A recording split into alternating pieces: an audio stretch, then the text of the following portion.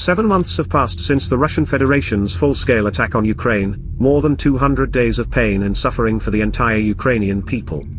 It makes sense to summarize some of the results.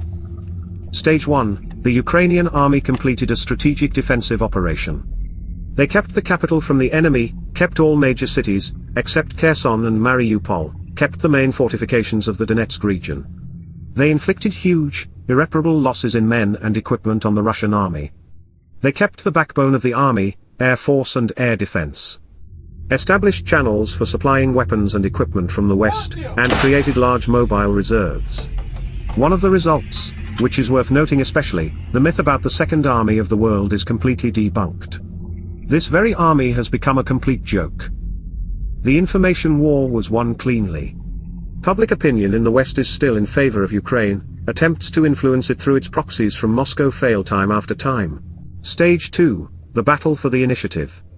Having completely baffled the enemy with an offensive on Kherson, the Ukrainian army inflicted a heavy defeat on Russian forces in the Kharkiv region, liberating a large area, and reaching the state borderline.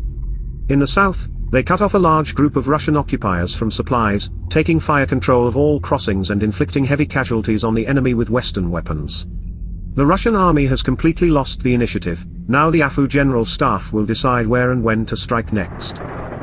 At the same time, the Russians continue to attempt an offensive in Donbass, squandering their last infantry reserves in frontal assaults. Phase 3, this is where the options are possible. But I believe the Ukrainian army will first crush the Kherson grouping. Then they will decide where to move next. The occupiers are preparing to retreat near Kherson and fear losing the Donetsk region. According to the Institute for the Study of War, Ukrainian forces are likely to regain more, if not all, of the western part of the Kherson region in the coming weeks if they continue to block Russian ground lines of communication and continue their offensive.